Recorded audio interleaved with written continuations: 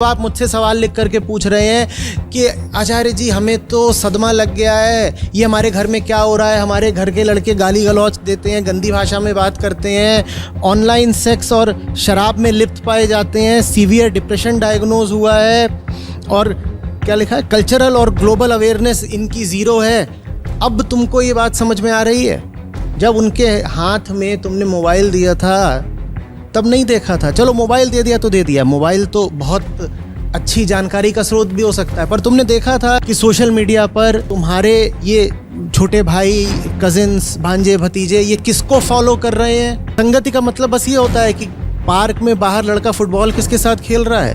देश का जो सबसे बड़ा लफंगा हो, अगर वो देश का सबसे बड़ा टीनेज सेलिब्रिटी भी बन गया हो, तो माँ बाप को समझ जाना चाहिए कि अब बहुत ज़बरदस्त खतरा है।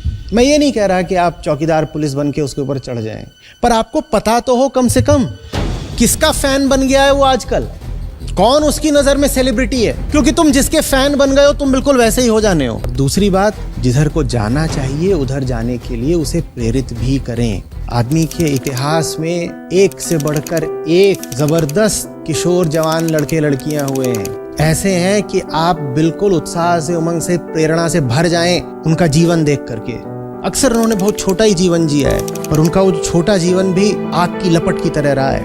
उनके संपर्क में आ करके आपके घर का बच्चा भी प्रकाशित हो जाएगा। आप अपने बच्चे को जो आदर्श दे देंगे वो वैसा ही हो जाएगा, नहीं तो फिर पछताए होत क्या जब चिड़िया चुग गई खेत।